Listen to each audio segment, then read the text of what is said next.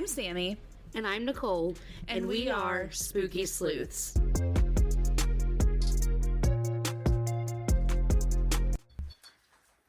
Hey friends, I'm Sammy. And I'm Nicole. And we are Spooky Sleuths podcast. We are currently at the Hinsdale house in Hinsdale, New York. We're wrapping up a great night. We got a lot of fantastic activity that we can't wait to show you. We have all kinds of footage from knocking, really good spirit box activity, a couple really good Estes methods. Pictures. The REM pod has been non-stop. We have just continuous recording footage. I was woken up this morning by a ghost. And we can't wait for you guys to see it. It's going to be great. Stay spooky, friends.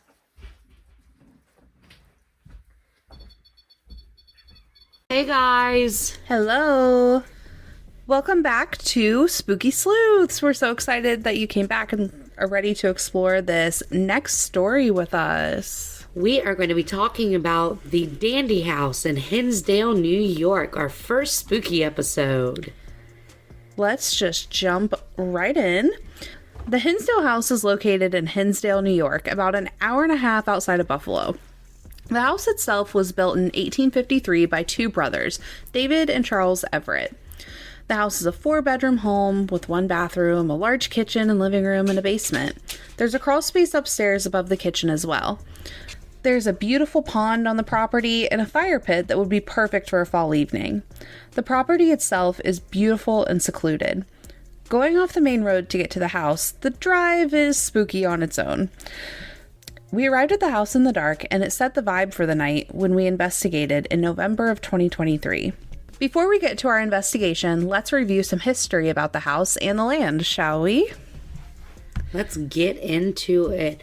Not gonna lie, if I didn't know the house's history and the spookiness and everything that happens there, I would want to own that property. It is gorgeous. So beautiful.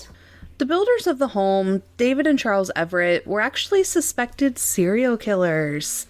The house sat along a stagecoach trail where travelers would pass through frequently. These brothers would offer the stagecoach passengers a place to stay for the evening in their home, and when they agreed, the brothers would rob, rape, and murder the travelers. It is suspected that the brothers kept the bodies of their victims in the home, in a crawl space above the kitchen, and in the basement during the winter months. When the ground would unfreeze, they would bury them on the property or even bury them in the basement. The current owner of the house, David Class, has unearthed several bodies utilizing ground-penetrating radar technology to locate them. Now, the Everett brothers were not the only ones responsible for death on the property of the Hinsdale house. The land that the house is on was once the site of a Native American massacre.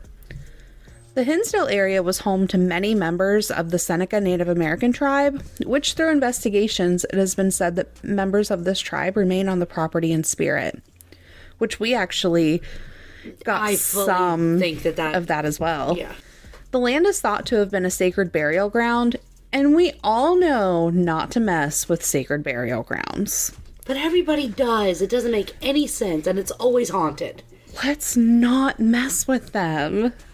So, of course, when disrupting the land to build a house or to put in a pond, you never know what you're stirring up. Now, because we want to be fair and completely honest, not just telling one side of the story, there is speculation about the truth of this. Researchers have stated that there is no evidence that the land was a burial ground. The owner, Daniel Class, believes that it is a burial ground. We just can't prove one way or the other. The next story of the property surrounds the hanging tree that is located behind the house up in the woods. This tree was where many people... Are you coming to the tree? This tree was where many people were hung back in the 1800s. Even the Everett brothers are said to have hung people using this tree. Another story is of a young pregnant woman being hung there. Today, visitors leave gifts at the tree, including tobacco, dream catchers, bracelets, anything that can be received by the spirits on the property. One thought behind leaving the gifts or offerings is that it will encourage the spirits to communicate with the investigators. I don't know how true that is, but I feel like it worked in our favor. I do. We made a trip up to the hanging tree left a cigarette.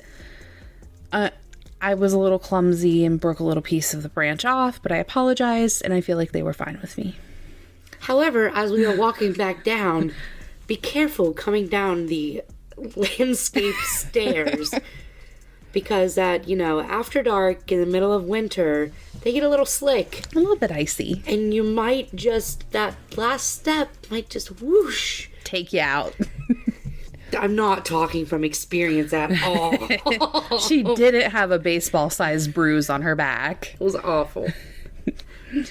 The final piece of history that we want to discuss is the paranormal experiences of the Dandy family in the 1970s. Clara and Phil Dandy, along with their 4 kids, Mike, Beth, Laura, and Mary, moved to the Hinsdale house from Buffalo, New York. This was around 1970. It wasn't long before they started experiencing activity that would lead to the eventual exorcism of the home. The family experienced a range of paranormal activity, some of which was poltergeist activity. In her book, Echoes of a Haunting, Clara Dandy recounts her paranormal experiences within the home. These include disembodied voices, moving objects, shadow figures inside and outside the house, lights at night in the sky, and even car trouble and car accidents.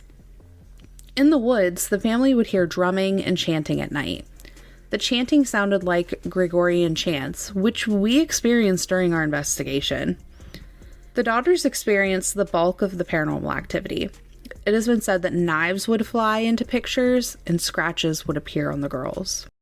The activity became so unbearable for the family that they called on Father Alphonsus from St. Bonaventure to assist with the home. Daniel Klass states that Father Alphonsus took the Dandy case to the church and received approval from the Vatican for a structural exorcism on the home. I still don't know how much I'm into that, because a possession is the possession of somebody's soul. Right. Houses don't have souls, so in my head and my knowledge of exorcisms, I just really don't see the Vatican giving the all clear for a structural exorcism. A blessing.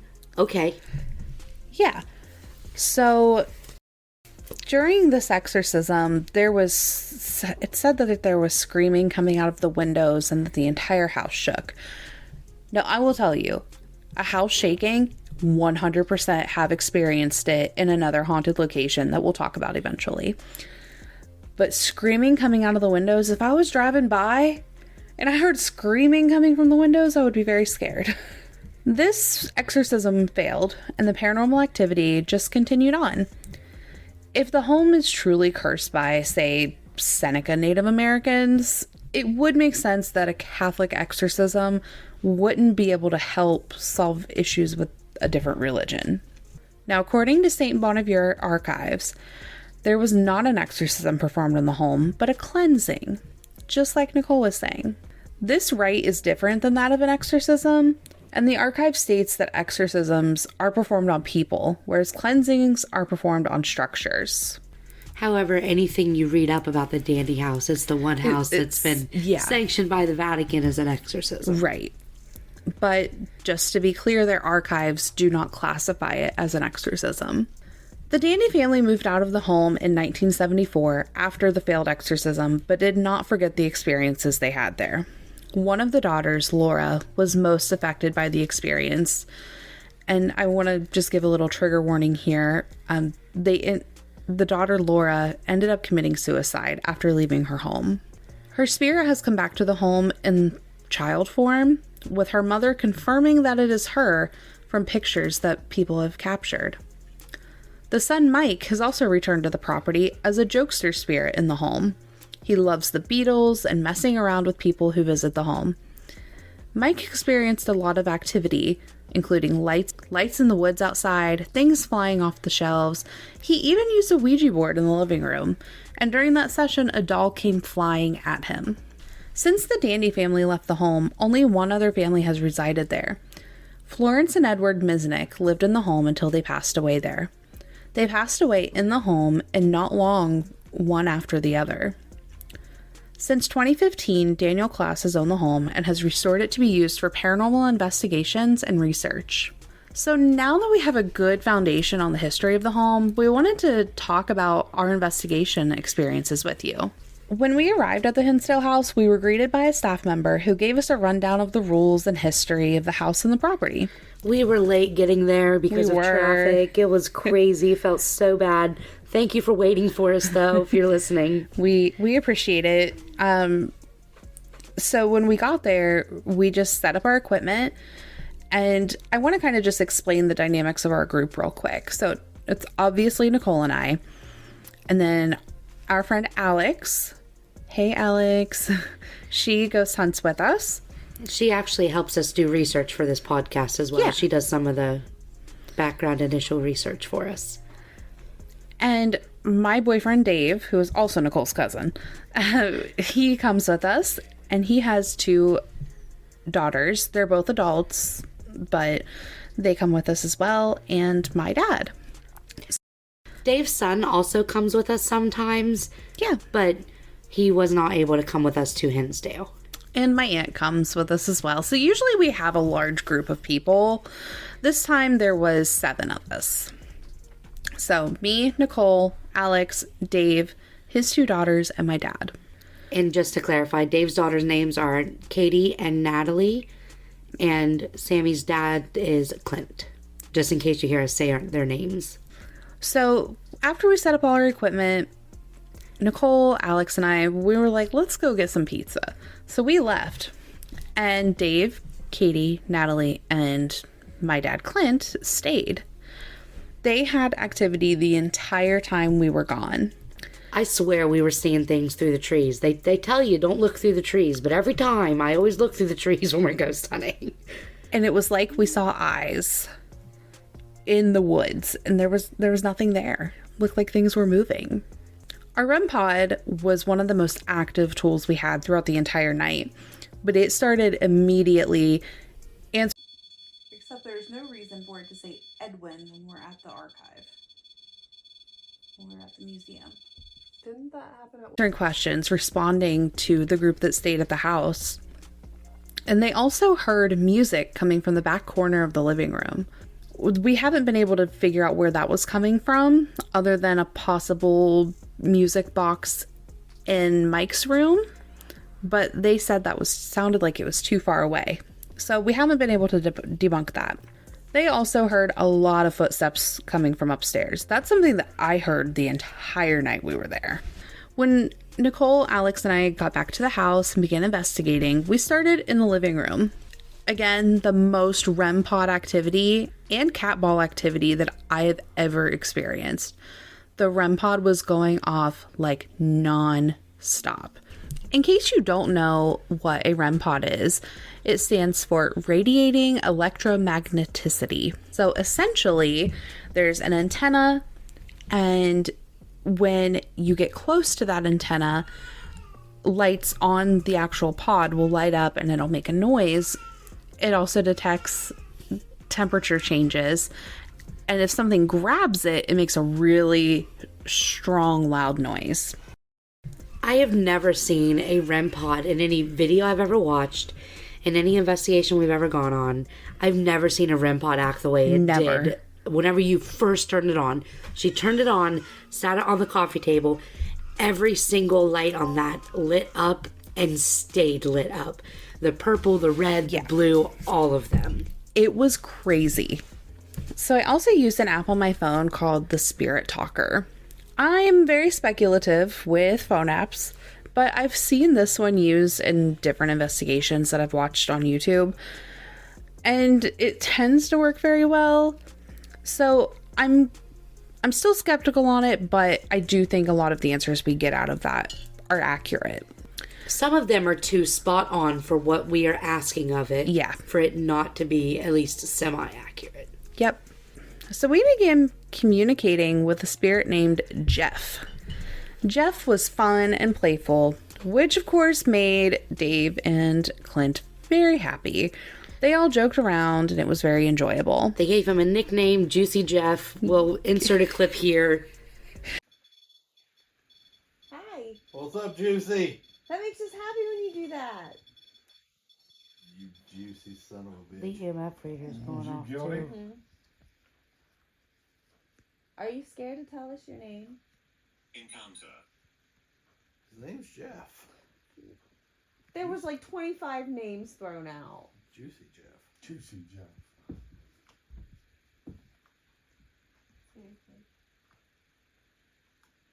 Squirter Jeff.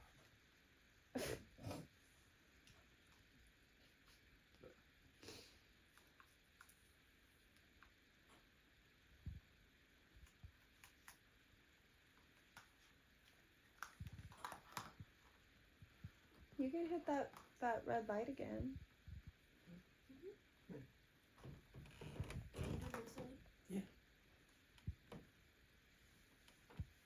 They were really proud of me of calling him Juicy Jeff. To the real investigator out there that's named Juicy Jeff, we apologize. After we started talking to Jeff, another spirit came through who wouldn't tell us their name. This spirit was more on the inappropriate side and did not want us in the house. They didn't stick around for too long, and we were back to talking with Jeff. After we finished our investigation in the living room, we decided to go outside and walk to the hanging tree. At the tree, we offered a cigarette to the spirits and some kind words, encouraging them to communicate with us. That's when we first heard the drumming and chanting, and I believe it was Katie and Natalie that heard it first. And I heard it. Did you hear it?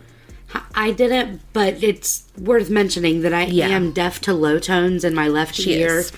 So I don't always hear everything that the rest of the group hears. You did hear it later on in the night. Yes, it got loud. But she couldn't pinpoint where it was coming from, and I think it was coming from a different part than where we originally heard it. We heard this multiple times throughout the night as we walked around the property, and it seemed to change where it was coming from as we moved around. I will say my favorite part of going outside, though, was when we walked past the zombie mannequins, and my dad was so scared. He was not expecting to see a zombie mannequin outside at night. That is the only time I actually saw your dad, like, physically jump. It's hilarious. After the hanging tree, we decided to split up. Myself, Alex, and Dave went into Mike's room. This is where one of the best experiences of the night happened. Alex had felt drawn to this room all night and decided to play some Beatles for Mike while we were getting prepared to go in. Alex was in there alone for a minute while we were all getting set up. Once we were ready, Alex sat on the bed and was preparing to do a spirit box Estes method session. The Estes method is when you are listening to the spirit box through headphones and are blindfolded. The sensory deprivation ensures that you cannot hear what questions are being asked, making your answers accurate. While setting up for the Estes method, the wind-up music box behind her on the headboard began playing on its own.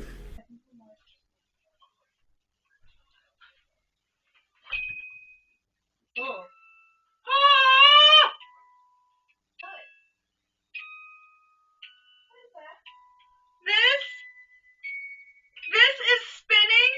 Guys. You touch it? No! No! Is that what you guys were hearing?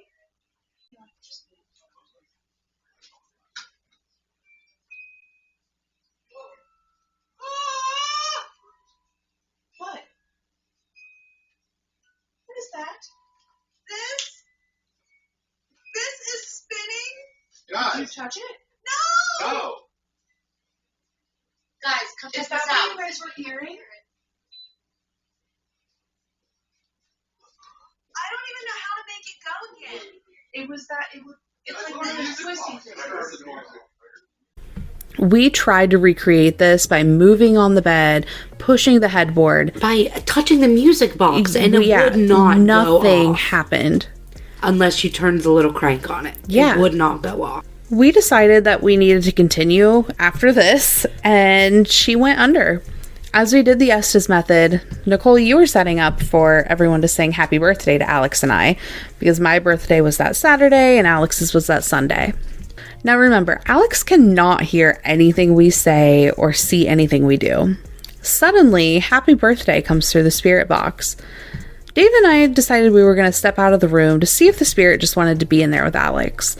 Dave asked if the spirit wanted to say anything to Alex, and she immediately said, "Thank you." We believe this because she played the Beatles music for him when we went in. She had that strong connection to him, and she went in and did his favorite thing, played his favorite band for him. I do believe Alex is a little sensitive because also the EMF reader went off all night long. Like, if Alex had a hold of it, like, it would go off so constantly.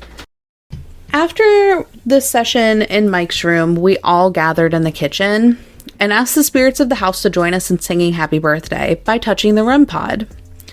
He's ready. Happy birthday to you. Happy birthday to you. Happy birthday, dear Sammy and Alex. Happy birthday to you. Yay. We also had the Spirit Talker app out. So Nicole asked them to sing with us, and we took a couple minutes to start singing. Well, y'all took a couple minutes to start singing. But as soon as she asked it to, it touched that REM pod. Which took us for a second. That's why we didn't initially start singing. Yeah. And then after they start singing, the REM pod stops, and immediately through the Spirit Talker app, "Don't mess with me" comes through. it felt playful, though. It wasn't a negative. It wasn't threatening. It was like he was offended that we were tricking it. Yeah. Like that it was singing by itself. Yeah.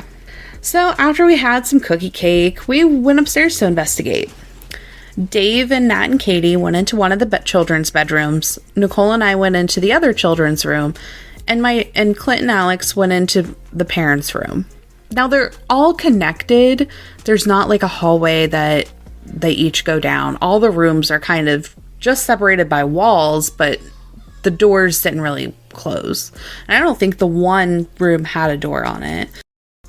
We really didn't get much evidence up there during this session, but we did capture an EVP that said "Go home" on Nicole's voice recorder. We decided to head back downstairs and investigate more in the living room since that's where all our activity was happening. We continued to have conversations with Jeff and hear footsteps upstairs while in the living room. But I think the most active parts of the night happened while we were sleeping, or supposed to be sleeping, and in the morning when we woke up. Clint, Nat, and Katie slept in the living room, while Dave, Alex, Nicole, and I slept in Mike's room. Now, there are 2 twin beds in Mike's room. So we are not small people. Like, Alex is tiny, Dave is medium, and Sammy and I, we're not tiny. So yeah. So, Dave and I went to one twin bed. Nicole and Alex went to the other. We're all smushed together. And it was just a fun time. While we were trying to fall asleep, Dave kept seeing shadows in the kitchen and moving around.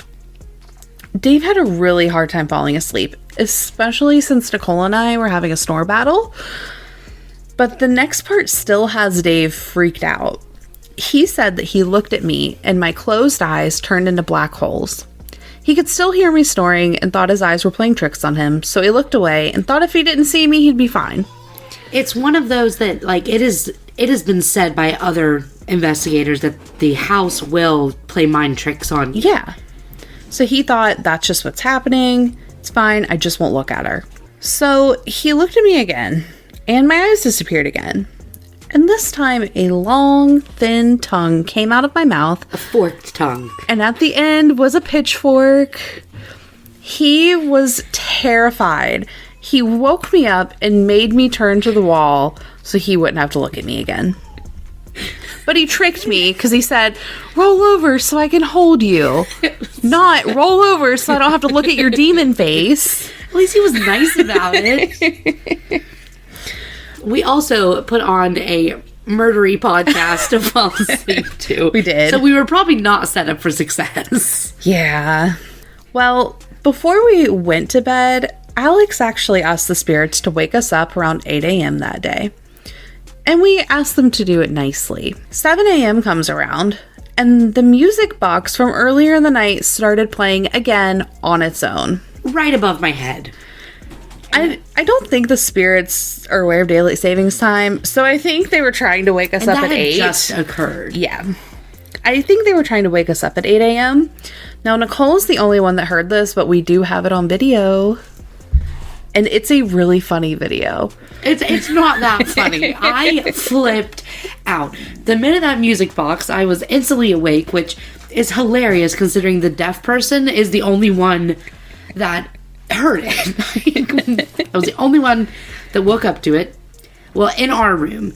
We'll get to what the our living room folks experienced while we were sleeping. But I heard it go off. I'm instantly awake. I start trying to wake everyone else up, but I'm also not confrontational at all, so I'm going, Dave, Sammy, Dave. Because I don't want to wake anyone up, but She I was wants ready. us to be awake. I told them that if that music box went off at all while we were sleeping, I was out. We were gone. So I put my sock on that I lost in the middle of the night. I was getting ready to get up. And then nobody else woke up, so I just laid back down. I was like, okay, you need to calm down. And then the girls who had been awake for this whole time, essentially, I didn't know what I heard, but I heard something coming in at me. I was like, here we go again. Luckily, it was just the girls. It was just Katie and Natalie. But the look on her face was priceless.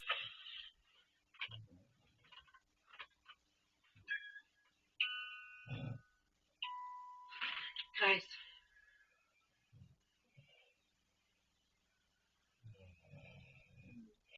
Did you hear the music box going off? Yes.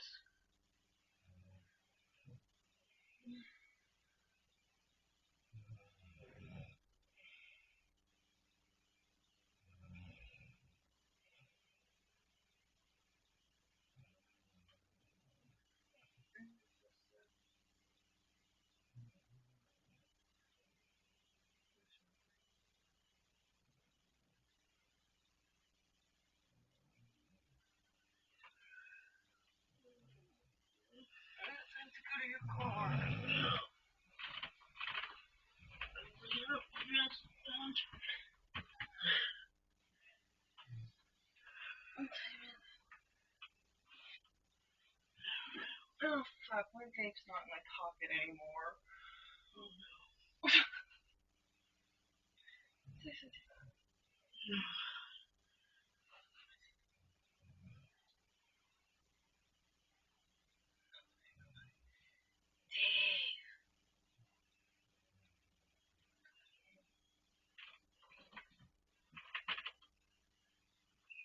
Did one of us touch it?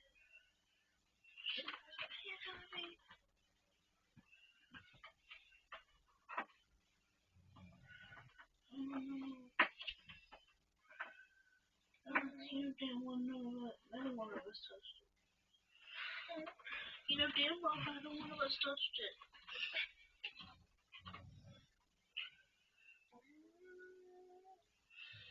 Now I'm awake.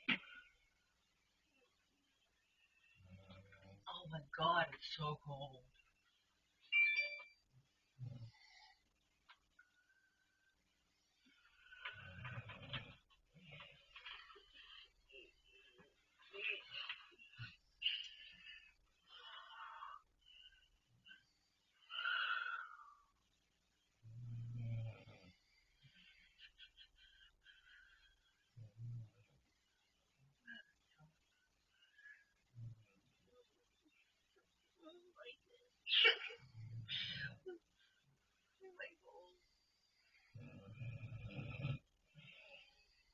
I don't even want to see that footage.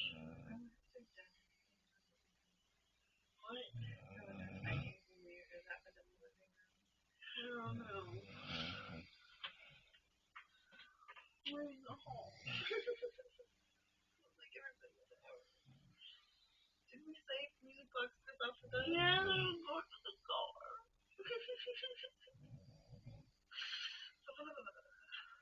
It's so fucking cold, man. I'm sweating. You're not cold, are you? Not at all. I'm so fucking cold.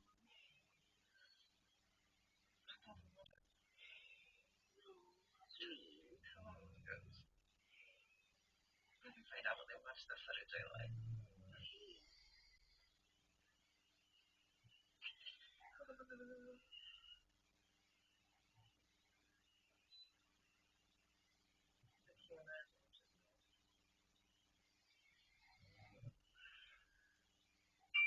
Like, they would give it. Oh, because there's the one off right here. I go, is that what that thing is? Because it has the photos off like that, I think.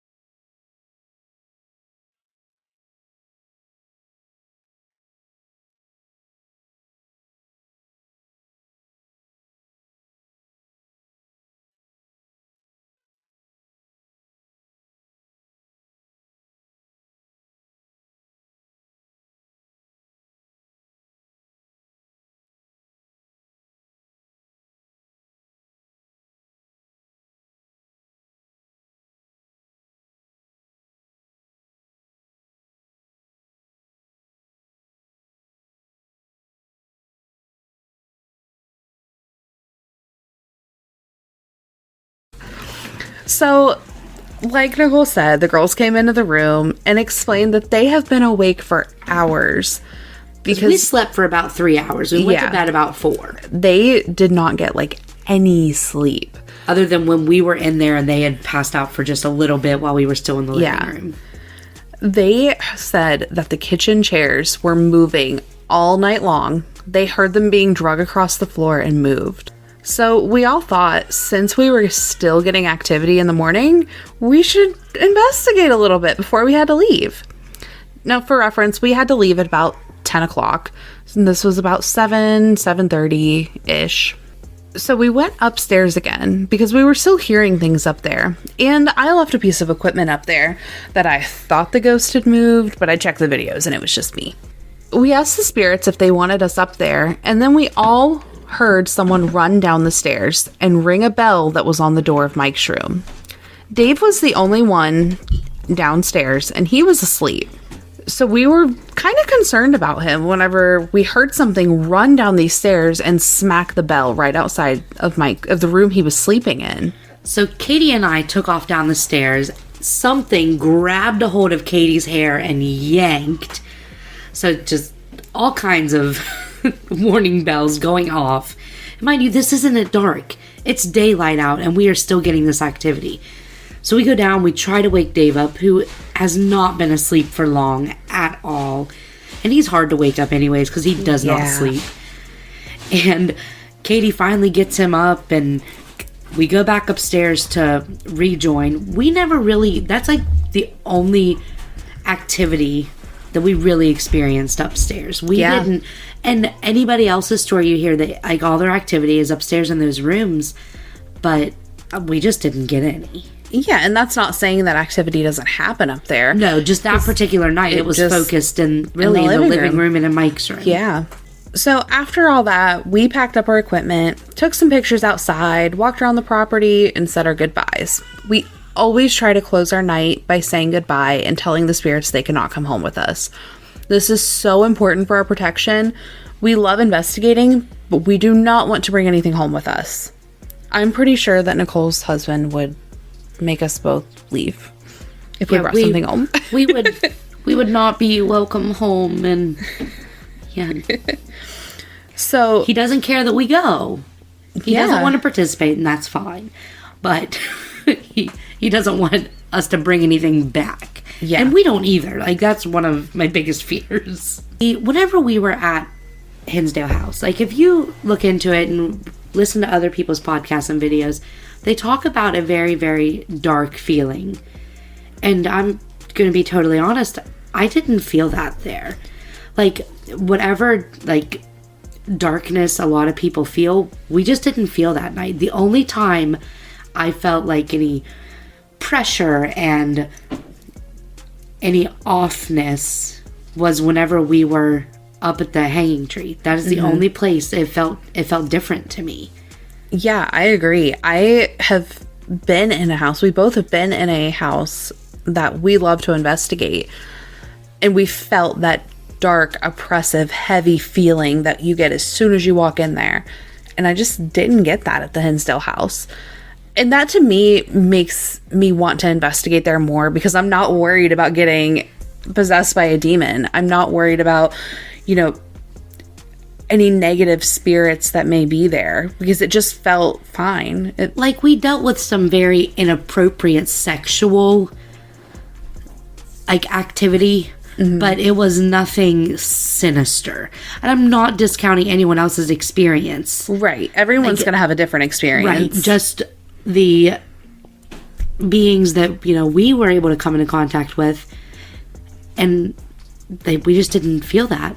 And I think that says a lot about the intentions we always set before we even start an investigation. Absolutely. We always go in wanting to just be open to communication. We aren't going in there to make any spirits angry or offend them in any way. We're just there to learn about them, learn about the history, and really just hopefully have a good conversation. Yeah, I can just try and contact. Yeah.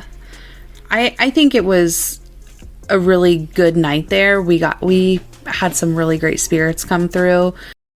whoever Jeff is, we really appreciated talking to you. So there you have it. That was our crazy night at the haunted Hinsdale house. If you're interested in the paranormal, we definitely recommend taking a trip to it. Whether or not all the stories are true, we had amazing activity and think it is truly haunted. We forgot to mention, and I'm just interject here, they also have trigger objects there that you're able to utilize. They have a picture of Father Alphonsus. Yeah. They have different arrowheads, spearheads, just different things, you know, your typical crucifix, cross, different stones. It's really neat. It is. They have a good little case of objects there. You are welcome to use whenever you're staying there. Yeah. We actually want to go back for a 2-day stay and learn as much as we can about the spirits, especially our friend Jeff.